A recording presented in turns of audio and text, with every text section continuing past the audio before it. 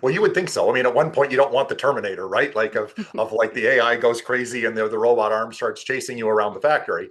But on a serious note, if you think about an OT environment, you've got two primary things that are happening. The first is that you typically have a large volume of sensor data. And anywhere there's a large pot of data, AI becomes very tempting because humans are not great at big volumes of tabular data and computers are fabulous at it. And so if you've got a lot of sensor or other data that's coming out of a manufacturing environment, wouldn't everybody like to find 5 or 10 or 15 or 20% more efficiency in there? Is there a trend that when the temperature rises by, half a degree, all of a sudden you lose 1% of output?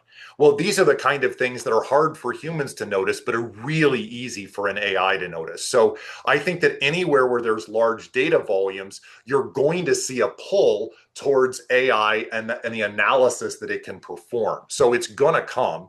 And the second thing is this, and we mentioned this in passing, is that most industrial control systems are based on older technology, shall we say. The APIs that these systems are using are relatively simple compared to the API for Claude Code.